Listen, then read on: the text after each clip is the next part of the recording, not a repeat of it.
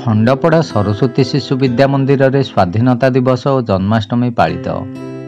ନୟାଗଡ଼ ଜିଲ୍ଲା ଖଣ୍ଡପଡ଼ା ସହରରେ ଅବସ୍ଥିତ ସରସ୍ୱତୀ ଶିଶୁ ବିଦ୍ୟା ମନ୍ଦିରରେ ଶୁକ୍ରବାର ସକାଳେ 79ତମ ସ୍ୱାଧୀନତା ଦିବସ ଓ ପରେ ପରେ ଜନ୍ମାଷ୍ଟମୀ ଉତ୍ସବ ପାଳିତ ହୋଇଯାଇଛି। ଏହି ଅବସରରେ ବିଦ୍ୟାଳୟର ଉପସଭାପତି ଅବସରପ୍ରାପ୍ତ ପ୍ରାଧ୍ୟାପକ ପ୍ରଦୀପ୍ତ କୁମାର ମିଶ୍ର ମୁଖ୍ୟ ଅତିଥି ଭାବେ ଯୋଗଦେଇ ପତାକା ଉତ୍ତୋଳନ କରିଥିଲେ। ବିଦ୍ୟାଳୟର ପ୍ରଧାନାଚାର୍ଯ୍ୟ ପ୍ରଦୀପ୍ତ କୋଠାଳ ସ୍ୱାଗତ ଭାଷଣ ଦେଇଥିବା ବେଳେ ବିଦ୍ୟାଳୟର ସଭାପତି କାଶୀନାଥ ଦାସ ଧନ୍ୟବାଦ ଅର୍ପଣ କରିଥିଲେ।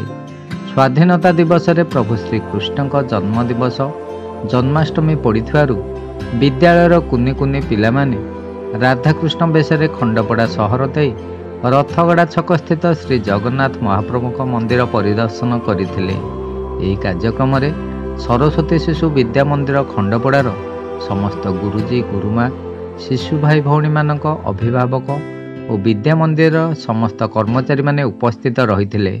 ପରେ ସମସ୍ତଙ୍କୁ ମିଷ୍ଟାନ୍ନ ବଣ୍ଟନ କରାଯାଇଥିଲା।